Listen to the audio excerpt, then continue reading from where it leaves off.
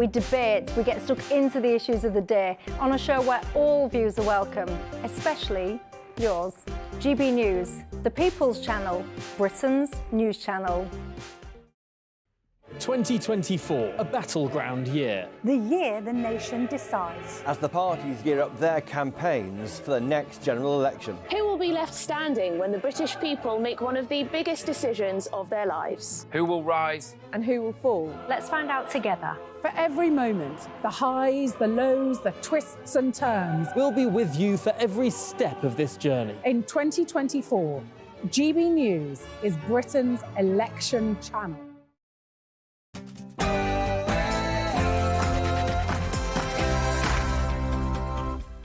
Hello there, good evening to you. Rishi Sunak has addressed the 1922 Commission and we will have the latest on that. Also, the ridiculousness of the Rwanda plan continues being voted on again. It's not looking good that this law is going to pass or become law any time soon. The government won't want to know, though, that today has been the busiest day for crossings on the Channel again. Goodness gracious me. Also, the UK's largest delivery of aid to Gaza has crossed the border and is being distributed. It's got me wondering, do you think the UK needs to do more to help resolve some of these foreign conflicts or not? There was a suggestion made at PMQs today that we should have a scheme for Palestinians in a similar manner to which we set one up for the Ukrainians. What would you think to that? Also, I want to talk to you about childcare. Do you think we've got it right in this country the way we do things or not? Further help for children and their parents, of course, will be extended. One of my panel says the whole thing is wrong, that families are essentially under attack, that one parent should always remain at home to help care for the children. What about the grandparents in all of this as well? They pick up the lion's share of this childcare often. Do you think they get enough support or not? I'll get into all of that.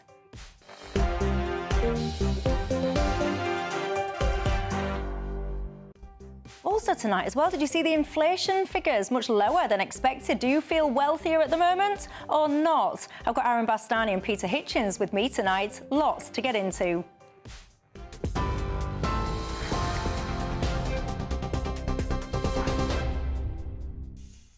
Michelle, thank you and good evening to you. Well, our top story tonight, GB News can reveal a migrant has been stabbed on a small boat attempting to cross the English Channel today. The UK authorities, including Border Force Police and 2 lifeboats, attended the scene just before lunchtime today. The man, we understand, taken to hospital with non-life-threatening injuries.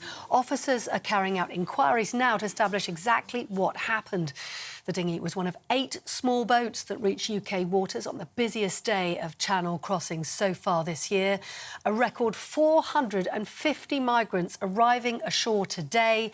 That taking the number of migrants arriving in the UK this year to nearly 4,000. Meanwhile, housing asylum seekers on barges, military bases and in student accommodation is going to cost taxpayers more than the hotels currently being used.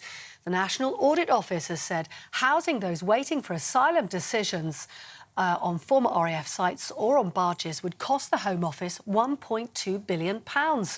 Meanwhile, the Home Office has announced that 100 asylum hotels will have been handed back to the public by the end of March. And you may have been hearing, the Rwanda bill is once again facing the prospect of further delay as peers discuss a fresh set of amendments. The government has suffered its second defeat as peers backed an amendment that states Rwanda is only safe for as long as the provisions of the UK's treaty with that country are in place. If you're joining us on television right now, these are live pictures coming to us from the upper chamber. And just a short time ago, we saw the House of Lords voting 285 to 230, a majority of 55, that is, on one of those amendments. The first defeat, though, against that bill was voted down earlier on today by 271 to 228. That's a majority of 43, so 2 defeats today alone. That does mean, realistically, there's little chance of this bill getting through Parliament until after the Easter break. Tragedy is, we know the Prime Minister doesn't even believe in the Rwanda gimmick. He tried to stop funding it, but he's now so diminished that his entire focus is stopping his MPs holding the sword of Damocles above his head? How has he managed to spend £600 million of taxpayer money on a gimmick to deport 300 people?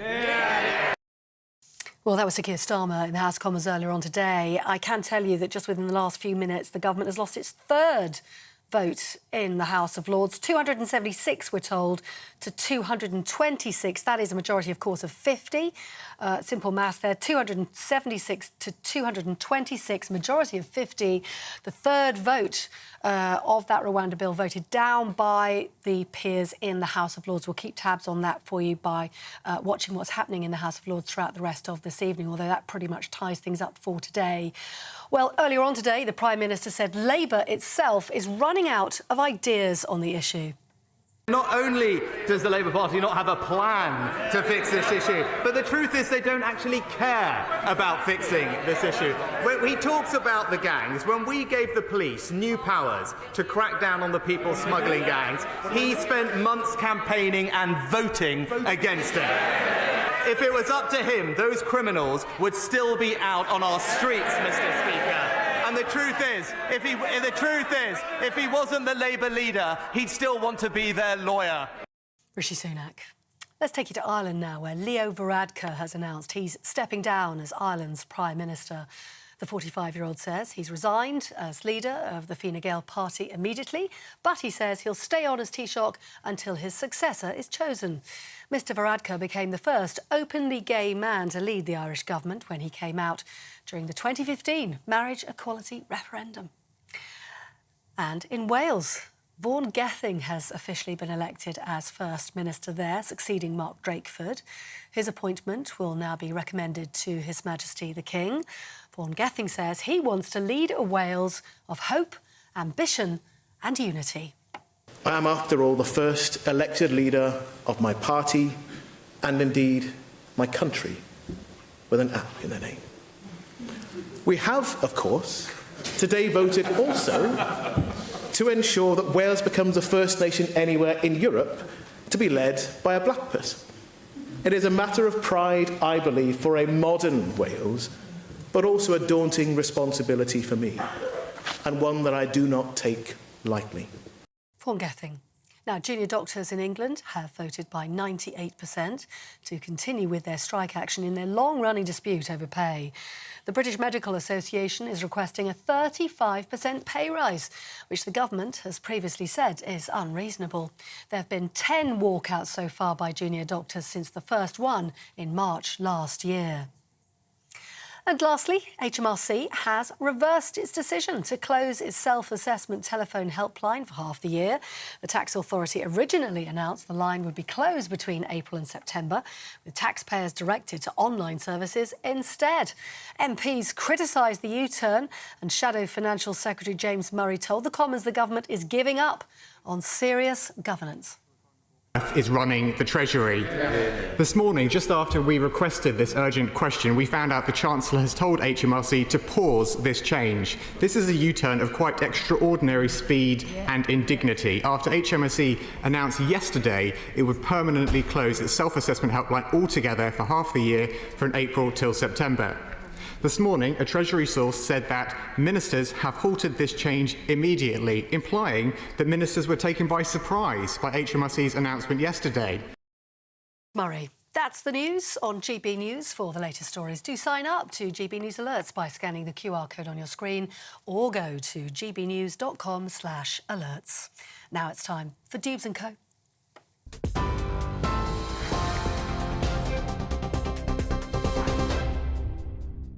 Thanks for that, Polly. What a stupid idea there from HMRC. Did you see that at the end of the bulletins? Maybe when they're trying to chase you for money, I wonder how it'd go down if you all of a sudden just went on this long extended sabbatical and wasn't able to answer your phone calls. I wonder how well that would be received. Not well, I imagine. I am Michelle Dewberry and I'm with you till 7 o'clock tonight. What a treat for you. I've reunited two of the best, the columnist for the Mail on Sunday, Peter Hitchens, and the co-founder of Novara Media, Aaron Bastani. Good evening, gentlemen. Good evening. They're getting along swimmingly, these two. Apparently, there was rumours that they might even go on holiday together. I don't think they were telling me the truth. I just tried to piggyback along with them, see if I could follow them, but I don't think I'd get in. Anyway, it's not just about us three. It is about you guys at home as well. What's on your mind tonight? You can get in touch with me all the usual ways. gbviews@gbnews.com is how you email me, or you can tweet or X me, whatever you call it these days, at GBNews. I've got lots that I want to get into with you guys tonight. I want to talk politics and everything that's going on there, and we'll start with that in a second. But I also want to talk foreign conflicts as well. Do you think the UK is doing enough? Too much, some would say. Have you seen what's going on as well in the university, where a lot of students have barricaded themselves in? A list of demands. Oh, it's all coming up on the show. I also want to talk to you about childcare as well. Have we got this right in this country or not? But let's kick off, though, shall we?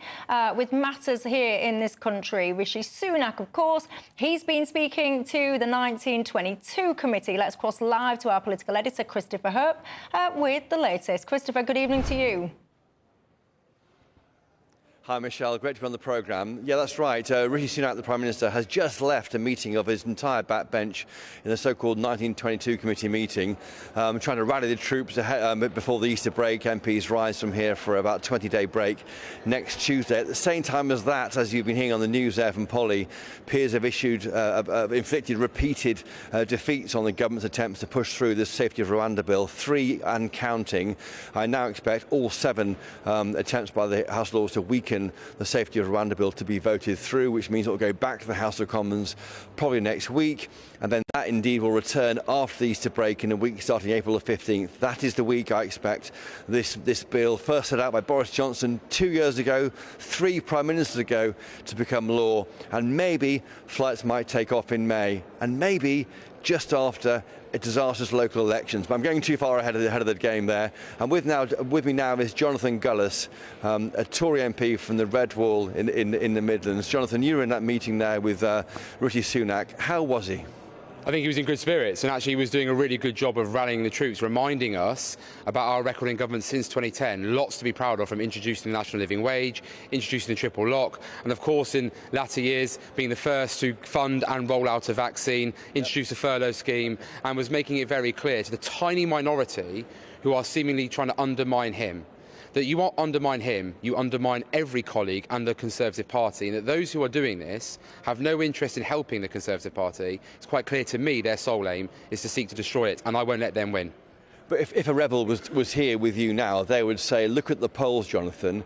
The polls are set in stone at 20 points behind Labour. It's not working. Why not find a leader who can lift that polls and go towards where Labour is? I'd remind them that Sir Keir Starmer himself polls extremely negatively against the Labour Party brand and is seen as a perpetual flip-flopper, which, by the way, he is. I'd also remind them that actually there's about 40% of the electorate who are currently undecided at this present moment in time, and that Labour lead, therefore, is very soft. What they want to see, the voters, is competence and delivery, which is why, despite the House of Lords being pesky with the Safety of Rwanda bill, we will tell them where to go when it comes back to our end. We will get it on the statute books. We will get a flight off to Rwanda. And when we do, you'll see a big shift in the polls, as well as making sure that we see inflation get down to 2%, interest rates being cut, and people feeling the impact of those tax cuts in their pocket. When we have that election the second half of this year, believe me, there'll be a very clear and distinctive choice. Mr Flip-Flopper or Rishi Sunak, and I know which I will be voting for, because I'll be interested in voting for who I think my children will be best looked after under, and that's Rishi Sunak. What are the odds, Jonathan, on your PM, Mr Sunak, leading your party in the next election right now? 100%. You heard there a rousing support there for the PM, Rishi Sunak, after this meeting with 1922 committee a few yards away from where I'm standing now. From Jonathan Gullis. Christopher, thank you very much for that. I've got to say, Peter, I find so much of the goings-on at the moment in UK politics so low rent, and it makes me kind of just go like, ugh, are we not better than all this ridiculousness? Well, we ought to be, but the problem is that politics has died in this country. It was driven out of politics by the Blair government.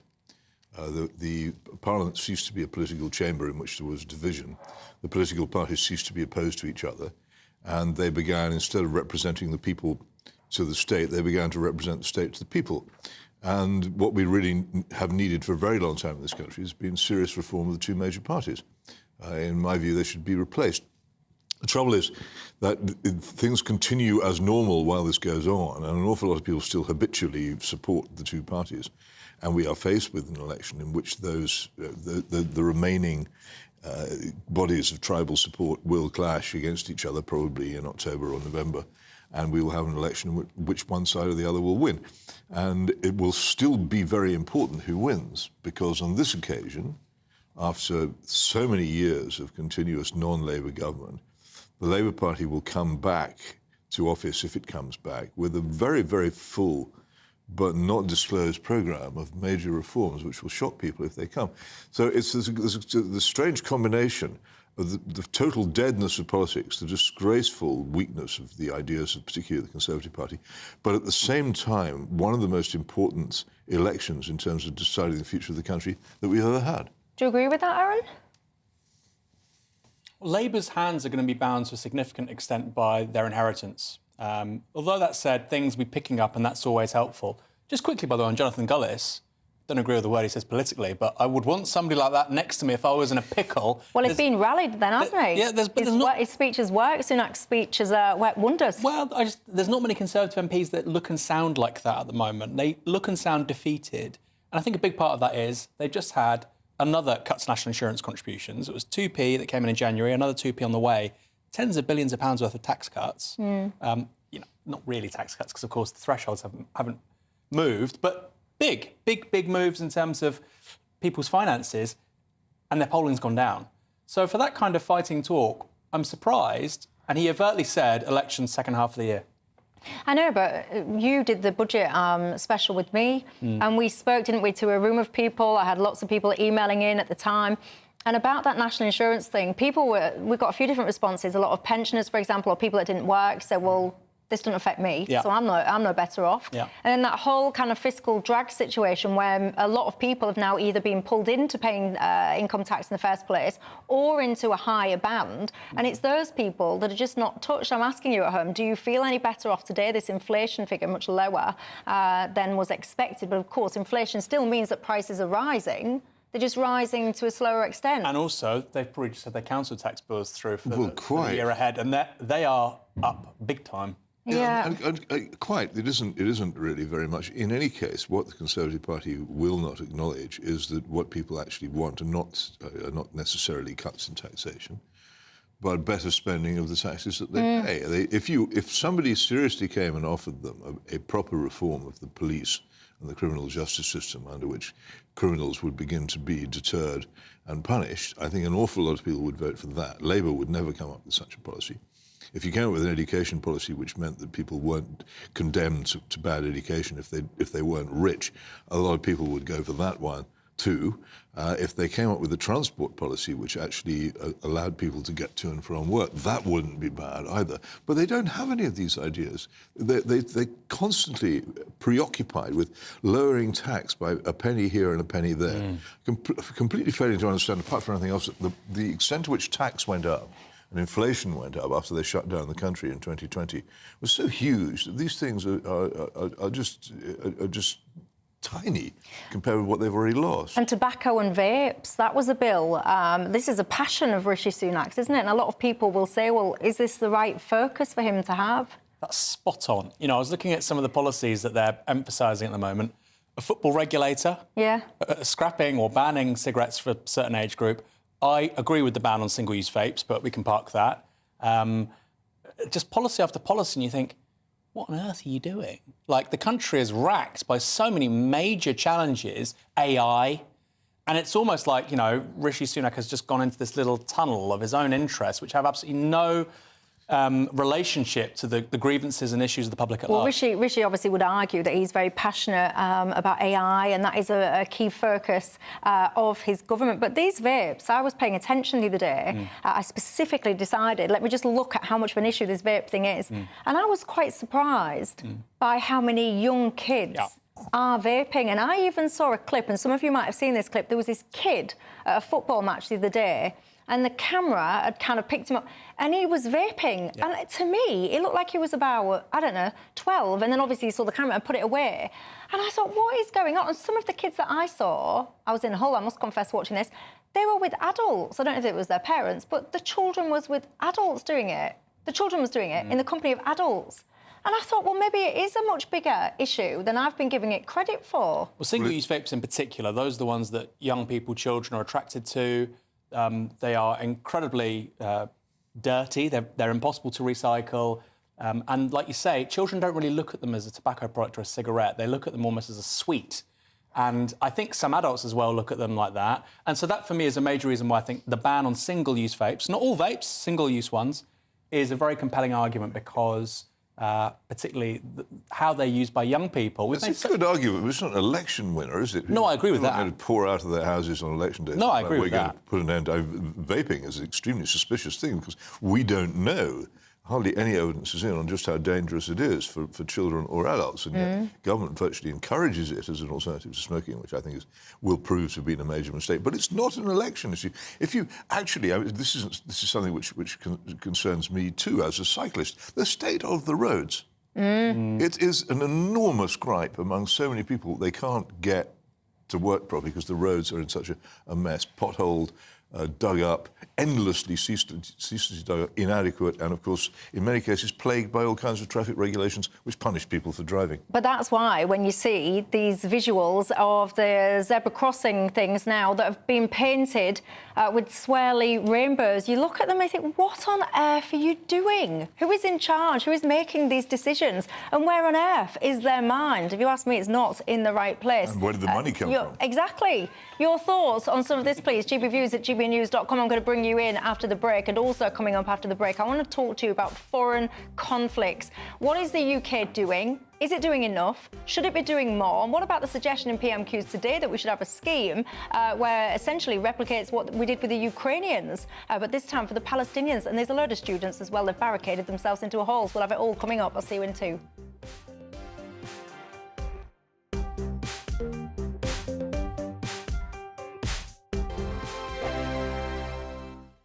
Headliners. Tomorrow's papers tonight. Every night from 11 p.m. Is a debate on gender really a far-right issue? Far right. I'm so bored of that phrase, you know what I mean? Like anyone who talks about, anyone who acknowledges that there are two sexes is suddenly far right, because that's what Hitler and Mussolini were all about. This question from Shirley is, of course, about Labour. They've been accused of being undemocratic because they pressured a pub into cancelling a debate, and this debate features Kelly J. Keane, who's been on this show a couple of times, and she's a campaigner, and she was just on the panel, and then they got a letter saying that they couldn't do it because Kelly J. Keane apparently attracts far-right groups. Now, they've tried this trick before, but because some awful, ghastly neo-Nazi types turned up near to an event that she was holding in Australia, they kind of tried to blame that on her and suggest that the two were the same thing. They weren't. That was an opportunistic group turning up to... They're not... Neo-Nazis aren't pro-feminist.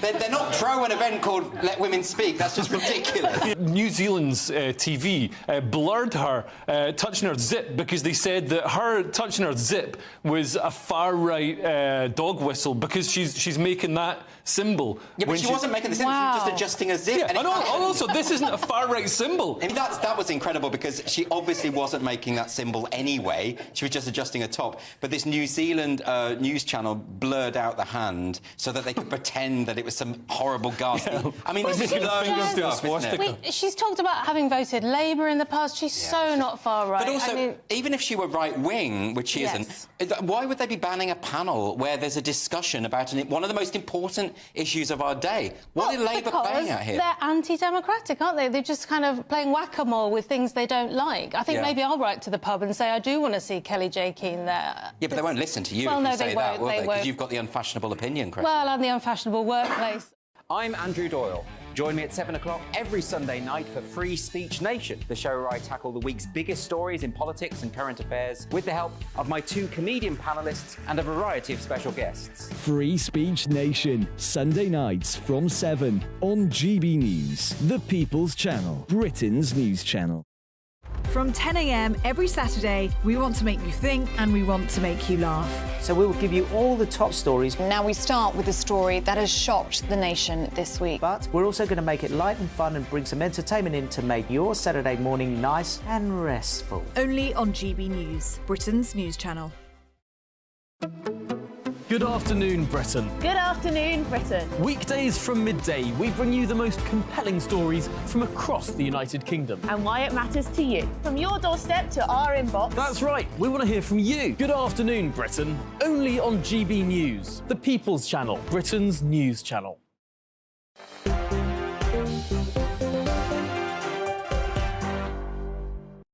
Hi there, I'm Michelle Dewberry. I'm with you till 7 o'clock tonight. Columnist for The Mail on Sunday, Peter Hitchens, and the co-founder of Novara Media, Aaron Bastani, remain alongside me. Lee says, please can I get in touch and tell you I'm so bored of all the political stuff that's going on at the moment. The government always makes promises, they don't keep it, we know they're not going to keep it, and all of this is impacting this country, which is desperately crying out for change, he says. One of my viewers as well says, can I just say I'll be voting for a safe bet, the Liberal Democrats. I was asking about those guys. They've just had their spring conference. I was asking you a few days ago, wasn't I, about whether or not you still think they're in it. Are they still in the game? Many of you seem to be quite passionate about them, which surprised me a little bit, I must confess. One of my viewers says, my mother has just spent 18 hours in A&E in a corridor on a trolley. She says, I look at what's going on and she despairs. She suggests that there's priorities taking place in the NHS, which isn't always favouring people that have perhaps been chipping in and paying their way via their national insurance. What do you think to that one? Let's talk, though, let's broaden our scope, shall we? Because today, the UK has provided food now for 275,000 people in Gaza. This is the biggest aid package that we've done so far. Of course, Lord Cameron, he's been speaking out quite a lot about this issue. He's saying that we need to have sustained humanitarian access. I've got to say, though, it's not really happening, but let's listen to what he says. I think the most important thing now is to get a pause in the fighting so we can get the hostages out and we can get aid in. Crucially, what we must then try and do is turn that pause into a permanent, sustainable ceasefire without a return to more fighting and more bloodshed. But we'll only do that if a whole lot of conditions are fulfilled. We've got to get the Hamas leaders out of Gaza. We've got to dismantle the terrorist infrastructure. And we've got to give the Palestinian people a sense that there is a future where they can have a Palestinian-led government and there is a long-term perspective towards a two-state solution. But security for Israel is going to be vital, as well as a future for the Palestinians, and that's what we should work on. I noticed the use of the word we there. It was repeated throughout David Cameron's speech. We. The United Kingdom. Yeah. Are we doing enough? Should we be doing more? Is our involvement the right one? Your thoughts, Aaron? Well, on this aid package to 275,000 people in Gaza, this is precisely the sort of thing that I think the public wants aid to be used for. Humanitarian disasters, relief, natural disasters, war, etc. Clean drinking water, contraception, women's health. What they don't want it to be spent on is actually what it's often spent on, which is, quote-unquote, development, building a business district in Quito, Ecuador, or building private surgeries in India, which, by the way, both of those are funded by UK aid. I would reduce UK aid, but this is precisely, it's about £12 billion a year at the moment. This is precisely the kind of thing that money should be spent on. In terms of what Britain can do, realistically, he also said, get the Hamas leaders out of Gaza. They're not in Gaza. I know. They're in Qatar. I mean, so, look, Britain realistically can do something. You know, we're a tier 2 power, I suppose. We're on the Security Council. We have nuclear weapons. But realistically, we're not China. We're not the US. And because of this neck of the woods, you know, we're not Saudi Arabia either. We can do a significant amount, but I think somebody like Cameron probably has delusions about how much we can do. What did you think then? Do you think that the UK is kind of... are we acting as though we are bigger, more influential perhaps than we are? Are we doing do it enough? constantly. There's this fantasy that we have. I was born in the empire, but it's over. We have the fantasy that we have that we're still a first-class great power, a fantasy that we have we're still rich, a fantasy that we have we're still efficient, a fantasy that we still have strong and effective armed forces, which can step in civil matters like this when they're required. We have none of those things. We're an increasingly poor country living on debt, our real position in GDP per head is way down. We pretend to be in the top 6 or 7. We're actually somewhere, I think, maybe in the top 30. We're nothing like as big as we think we are. I'm absolutely not against humanitarian aid when people are starving and have nowhere to live. We should give what we can for that, and what the measure of it is that we can effectively deliver, I don't know. All aid is complicated by actually delivering it on the ground when there are existing people there who want to have their cut of it and want to have their share of the credit for it arriving. So you can't just send it and hope it will arrive. But there's a great delusion also among a lot of particularly broadcast media. If you can get a television crew into a country, you can get an army of 100,000 people in there, or you can get a huge tonnage of relief in there. It's very, very difficult. It's comparatively easy to get TV crews into places, but the major logistics of getting aid or military force into places is huge and very expensive. We haven't got it. I think it is time in general, in examining all these things, that the political leaders of this country acknowledge that we are not the powerful, rich country we pretend to be. It's time we admitted we're a modest country off the northwest coast of Europe, which actually has many problems of its own which are unsolved, and which is in no position to go around telling the rest of the world what to do. Do you agree with that? Yeah, no, I do. Look, Peter and I agree on a little bit too much, given that we come from different sides of the political divide. Which in itself is quite interesting, is it not? Because many people would say that actually, when you hear, about the situation, the protests and all the rest of it, free Palestine, whatever, a lot of people will say, well, this is a left-wing mindset. Yeah. But actually, it's not. Well, no, I would agree with that. And I think maybe we'll talk about this more in a moment. But for instance, in terms of where Gazans are, they want a sovereign country of their own. They want to be able to self-govern. They don't want to come to Europe. And I think, look, it's one of those shibboleths you hear from the right very frequently. They all want to come here. Gazans don't. They want a country of their own. Let's support them in that ambition. Well, actually, an MP today in PMQs, I'll come to that in a second, he was saying that what we need is a scheme similar to what we had for the Ukrainians. So we should be opening up for refugees here. What would you make to that? Coming up at 7 o'clock is Nigel Farage. He's with me now. Good evening to you, Nigel. Would you support such a scheme? No, I wouldn't. We've taken 500,000 genuine refugees since 2016. That's a very, very big number. And today, somewhere between 450 and 500 young men have crossed the English Channel, again, all of whom pose a burden. So, no, I wouldn't. And I'll be debating tonight, as the Rwanda bill ping-pongs back and forth from the Commons to the Lords, is this solution, is an end in sight, or are we in for a summer where tens of thousands of more young men cross into Dover? There you go. That's Nigel Farage. He will be up at 7 o'clock. Let's just listen, shall we, to the MP at PMQs today that was requesting that scheme. Listen.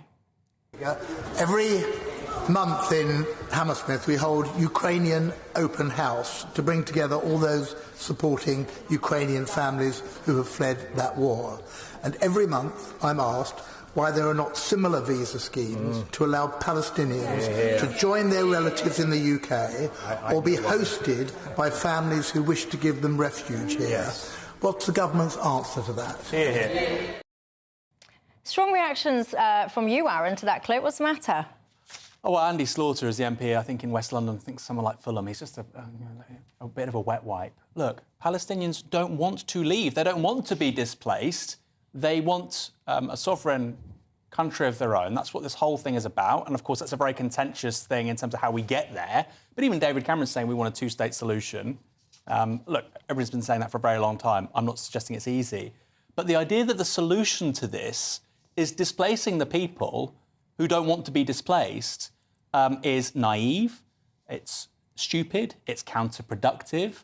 Yeah, but he would say, well, if they don't want to be displaced, then it doesn't apply to them. He would argue that the scheme would apply to people that want to be relocated. If Britain is going to make that kind of contribution, which is a huge contribution to offer, potentially hundreds of thousands of people asylum, then we should be supporting some kind of a ceasefire and some kind of reconstruction in the Gaza Strip. Now, I don't think we've got the money to do that, by the way. But if that's the kind of intervention he's talking about, then that'd be far more useful. No, Palestinians do not want to leave what they view as their home country. This is kind of, liberalism, I think, going up its own backside.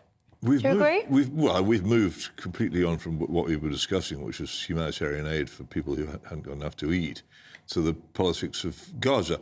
I don't think, in general, that people do want to leave where they live. In fact, one of the few things I've ever said in favour of David Cameron was that during the Syria crisis, he concentrated very hard on ensuring that the people displaced by that foolish war were, at least for the most part, housed close to their original homes, so that when things finally calmed down, they had a good chance of going back. They didn't want to leave everything they knew and move to another country, and most people don't.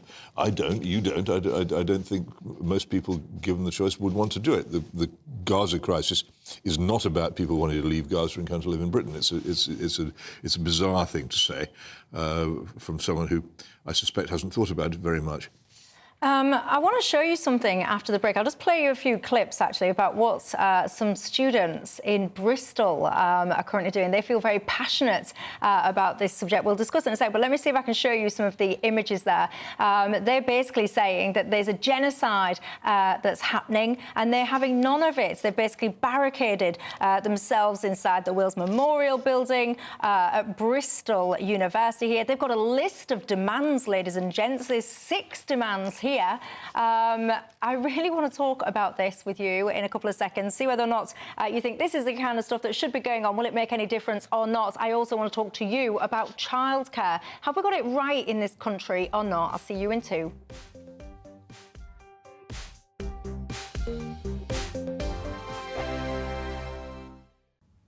Evening. Welcome to your latest weather update from the Met Office for GB News. Most of England and Wales will be dry and bright after a bit of a dull start. Scotland and Northern Ireland turning wet and increasingly windy tomorrow thanks to this weather system approaching from the Atlantic. We've had this set of weather fronts sitting across us today, made for a pretty damp day for parts of England and Wales. Still a few heavy showers around through the evening, but tending to clear away, most becoming dry through the night until that next band of rain makes for a damp start over the Highlands and the west of Northern Ireland on Thursday morning. Could be quite murky across the south tomorrow as well. A lot of mist, a low cloud settling in through the night, so don't be surprised if it's not a little drab first thing on Thursday morning. Could even be some fog patches around. It should steadily clear through the morning, and then most of England and Wales dry and bright. A bit of patchy rain could affect North Wales, Northern England at times, certainly wet in western Scotland. That rain moving from west to east across Northern Ireland too. Brightening up perhaps across the far northwest, but it will be windy here, blustery conditions throughout and turning a little colder. Elsewhere, still pretty mild with a bit of brightness in the south. We could easily see those temperatures into the mid-teens once more. We will see the rain trickling further south as we go through the night. A damp start across parts of the south, that rain perhaps lingering until lunchtime across the southeast. Blustery showers coming in behind, particularly for Scotland and Northern Ireland, with some snow on the hills and a colder feel. It is going to turn chillier for all of us to end this week into the weekend. GB News is the home of free speech. We were created to champion it, and we deliver it day in, day out. Free speech allows us all to explore and debate openly the issues most important to us, our families, and of course, the British people. Having challenging conversations to enlighten each other. Which is why we hear all sides of the argument. We are the People's Channel. We will always stand by the freedom to express yourself. On TV, radio and online. This is GB News, Britain's news channel. Big news, big debate, big opinion. Patrick Christie's Tonight is the week's biggest show. Every weekday, 9 to 11 p.m, we've got the inside track on the day's top stories. There'll be sharp takes you won't get anywhere else. We will set the news agenda, not just follow it, and I want to bring you along for the ride. Whatever it is, we'll have our finger on the pulse. It's news, but it's this close to entertainment. Patrick Christie's Tonight, 9 to 11 p.m, only on GB News, the People's Channel, Britain's news channel. I'm Christopher Hope. And I'm Gloria Di Piero, bringing you PMQ's live here on GB News. Whenever Parliament is in session on a Wednesday at midday, we'll bring you live coverage of Prime Minister's questions. We'll be asking our viewers and listeners to submit the questions that they would like to put to the Prime Minister, and we'll put that to our panel of top politicians in our Westminster studio. That's PMQ's live here on GB News, Britain's election channel.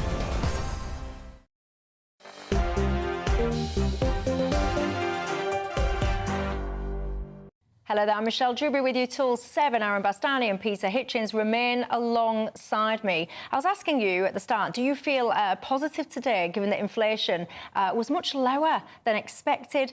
Lee says no. Just because inflation has gone down, nobody's better off. It just means that prices are still rising, but at a slower rate than before. Anne says, can I just say I'm £1,000 a year worse off thanks to fiscal drag and Mr Hunt's what she calls idiotic budget. She talks about energy bills going up, insurance for houses and cars and all the rest of it going up. And she says, now I even have to pay tax on a small private pension. It's never ending, she says. Well, there you go. If you do indeed feel better off, get in touch and let me know.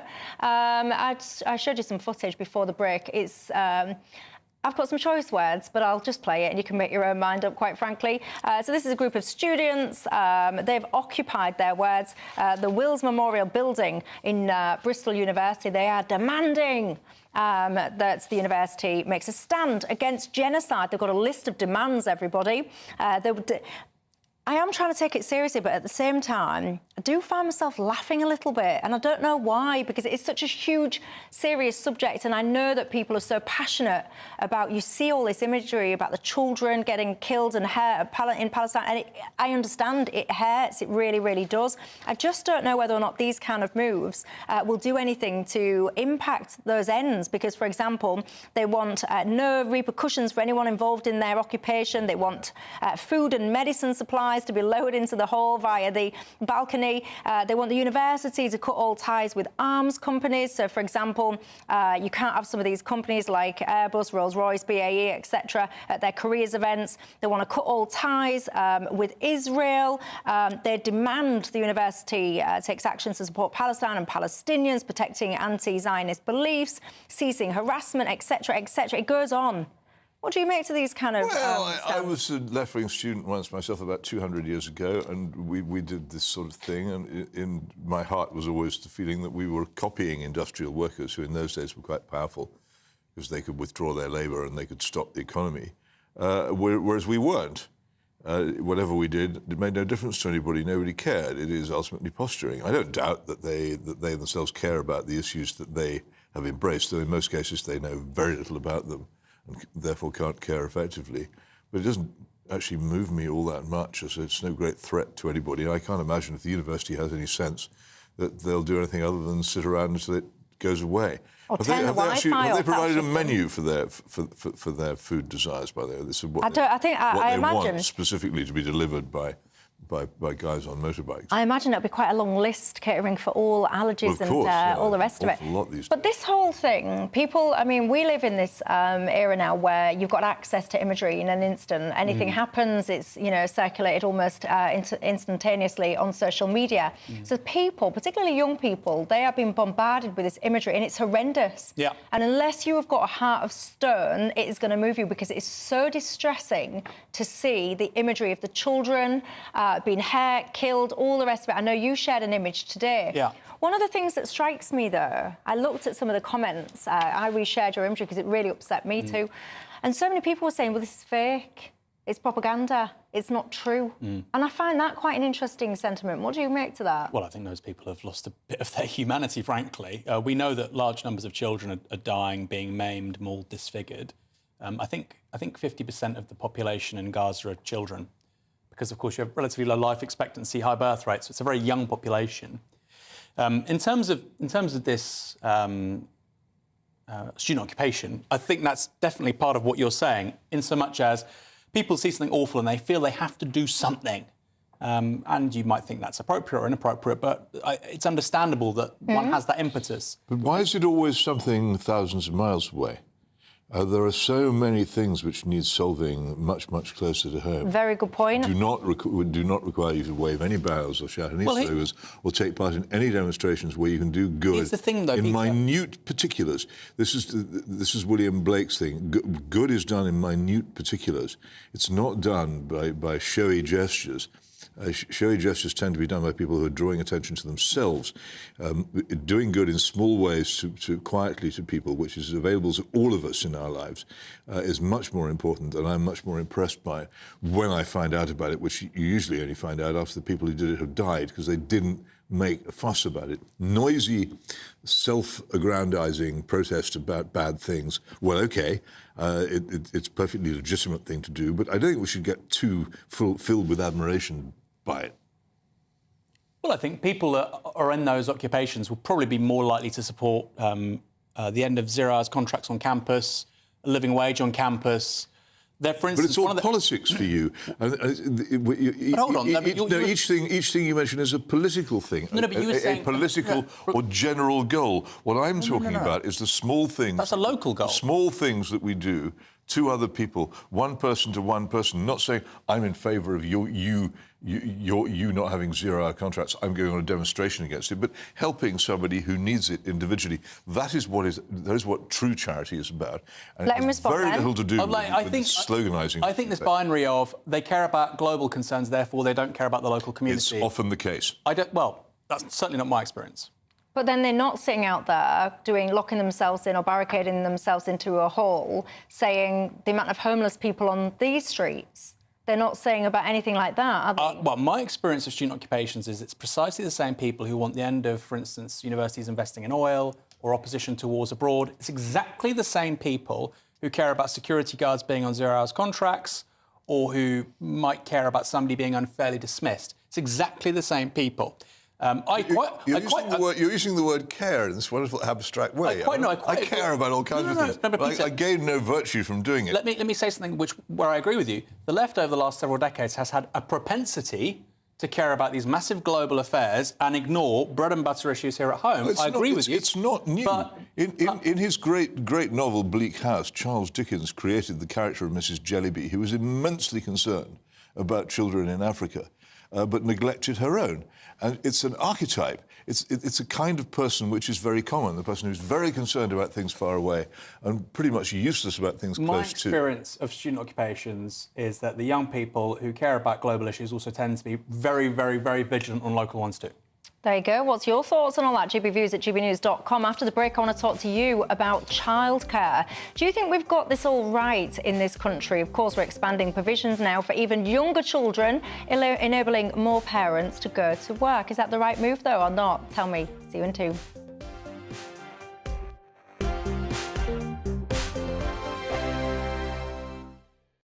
This is GB News, Britain's news channel. Now, I'm sure you have seen this video that went viral this week, and if you haven't, well, I think you're going to enjoy it. This is a firefighter leaning on a fence whilst watching a trapped driving instructor's car sink in 4 feet of floodwater. Looks very comfortable there, doesn't he? Just leaning against the fence. Just chilling, just relaxing. Yeah, there were two. There were, in fact, 2 Essex fire and rescue crews, an ambulance and a police car parked near the sinking vehicle, but they wouldn't enter the water because they had to wait for specialist crews who were trained for the water depth. Well, 2 people who weren't going to sit back and watch were these 2, Jack and Danielle Price, who took it upon themselves to rescue the submerged driver. And Danielle joins us now. Very good morning to you, Danielle, and you are a hero, an absolute hero. What happened in this video? Make sense of it for us. So we were filming in the area for our YouTube channel, and we've seen the fire brigade come through. I was actually out at 5 o'clock in the morning with my husband, Jamie. We know it always happens there, as you can see, and it was clear. We've seen the fire brigade come through, we've followed them, and they're just standing around as if nothing's happened. In the clip, it says he's fine, he's on his phone, and then sort of walked away. But what they failed to realise is when my partner actually opened the door, as you can hear, he's on the phone to the emergency crew in panic, thinking he's going to sink. So we could not just sit there and watch. He's absolutely terrified. Yeah, poor bloke. Well done you. Do you reckon this is health and safety gone mad? It is, because although I do sympathise with them, they are so red-taped, but surely sort of common sense has to kick in as open the door. I think the most exciting bit for me is talking to people. People who I think are ignored often by the major news channels we're going to give news they want to hear. There's a voice there that needs to be heard. I think there's a chance here for a diversity of opinion to be expressed, which you don't find elsewhere. It's really exciting. We don't hold back. We're free to say how decisions that are taken here affect us all around the country. Only on GB News, the People's Channel, Britain's news channel. Join me, Camilla Tominey, every Sunday at 9:30 when I'll be interviewing the key players in British politics and taking them to task. This report basically says that he's not fit to stand trial. With an upcoming election looming over Westminster, now is the time for clear, honest answers. I agree. And that's precisely what I'll get. Is he indecisive? Incompetent? That's the Camilla Tominey Show at 9:30 every Sunday on GB News, the People's Channel, Britain's election channel.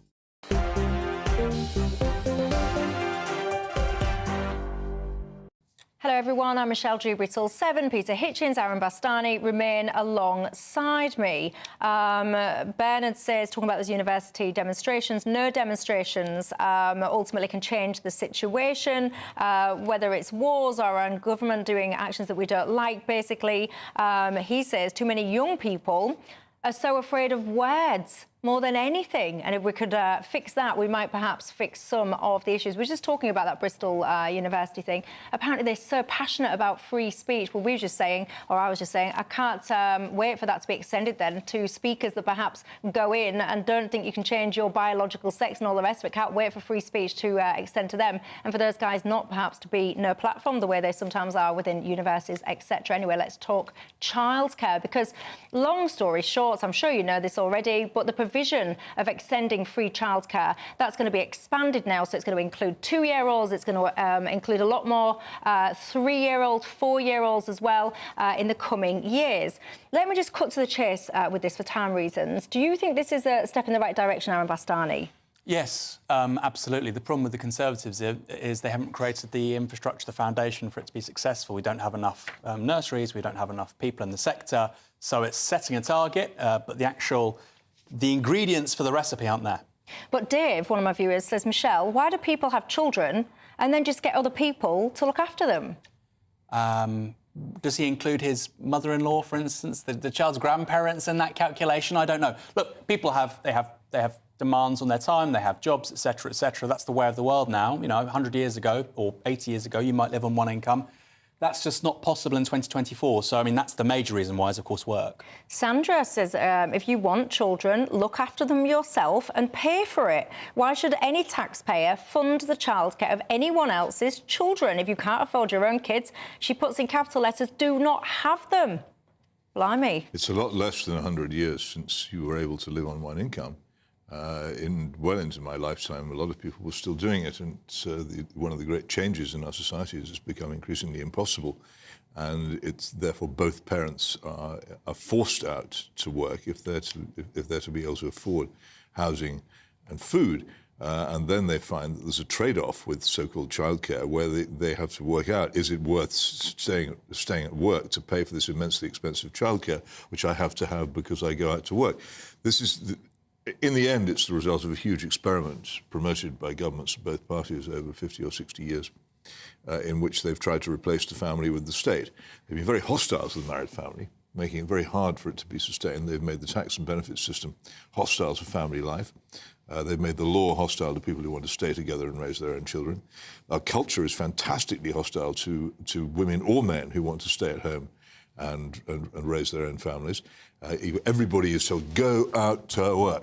And that is the good thing to do. And the raising of the next generation is treated, particularly by third-wave feminists, as a contemptible form of activity, not even worthy of consideration, which people shouldn't think of doing. It doesn't work. It will never work. There isn't enough money in the tax system to pay for good quality childcare for all the children who are affected by it. Go back to promoting family life and you will find most of these problems are solved. Aaron? Look, well, I think actually the thing you were saying about the work, and it is work, of raising the next generation is the most important work out there. So why is it penalised? Well, the problem is, Peter, is that our economic model has, as you've said, this demand of basically both parents having to work. If you look at the cost of housing right now, if you look at taxes, if you look at energy prices, it's simply impossible. So, look, I totally agree it's important work. Actually, many women would prefer not to work and look after multiple children. No, don't call it not working. It's one of the worst things about this is the way in which there's this category called working women and women who raise their own children. Raising children is incredibly hard. I totally agree. Women who have to sell their labour for a wage. Non-working. I totally agree with you, but then we have to fundamentally rethink our economic model. Well, yes, we do. Something caught my eye a few weeks back in Ireland. I don't know if you're familiar with this, but ultimately there was a referendum, 2 questions posed, and it was about altering the Irish constitution. I don't know if anyone is familiar with this, but they basically asked 2 separate questions. They were all basically about the definition of family. So they wanted to expand the definition of family to include durable relationships outside marriage. The other question was all about replacing references to women's life within the home. I've got to say, it was overwhelmingly rejected. So they had that opportunity there to change that. They voted not to do it. They wanted to keep their tradition. Lots of people are getting in touch with me again and saying, ultimately, Michelle, if you don't want your children, don't have them. I think we're getting a bit confused, though. I don't think it's people not wanting their children. I think if there were a political party which sided with the married family, then it would do extremely well. But there was no such party in Ireland during the referendum. None of them expected that result. They didn't know it was going to happen. And there was one tiny party which was on the winning side, and all the rest were on the losing side. They had no idea what hit them. They hadn't any idea how popular the idea of family life actually is with people. One of my viewers, Peter, says, again, I need to echo this, Michelle. The reason we need childcare in this country is because you simply cannot earn enough money as a sole worker now to be able to provide a good quality of life for your child. Peter says therein is the issue. Warwick says, Michelle, I was late to your programme today. Who are these 2 gentlemen alongside you? If you've just tuned in, you've missed out, but you can watch us on catch-up, so don't worry. It is Peter Hitchens, Aaron Bastani, that has been keeping you company tonight. We've gone through a lot of things. As I said, if you missed it, you can watch us on the app or you can go to YouTube and catch up there. But that is all we've got time for, gentlemen. Thank you for your company this evening. Thank you at home. I very much appreciate it. Don't go anywhere, though, because Farage is up next. Night. A brighter outlook with Box Solar, sponsors of weather on GB News.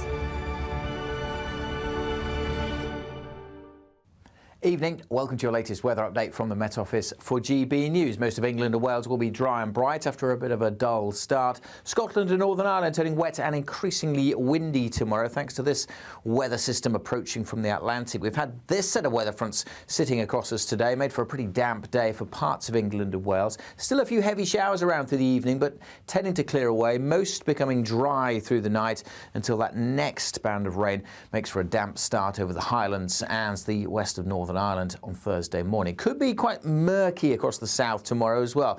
A lot of mist, a low cloud settling in through the night, so don't be surprised if it's not a little drab first thing on Thursday morning. Could even be some fog patches around. It should steadily clear through the morning, and then most of England and Wales dry and bright. A bit of patchy rain could affect North Wales, Northern England at times, certainly wet in western Scotland. That rain moving from west to east across Northern Ireland too.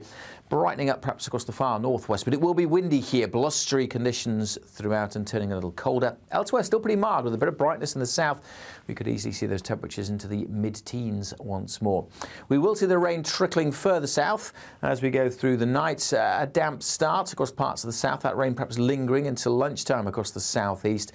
Blustery showers coming in behind, particularly for Scotland and Northern Ireland, with some snow on the hills and a colder feel. It is going to turn chillier for all of us to end this week into the weekend. Looks like things are heating up. Boxed boilers, sponsors of weather on GB News.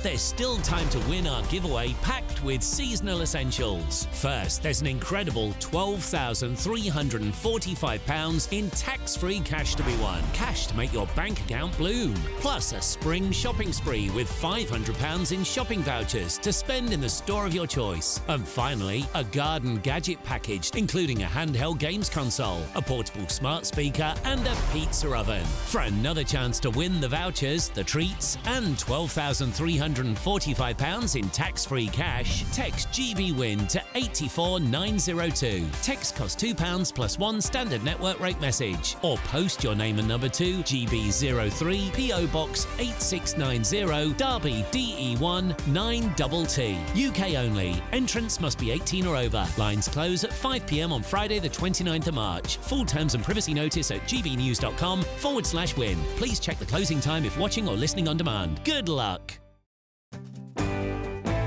I'm Martin Daubney. This is GB News, Britain's news channel.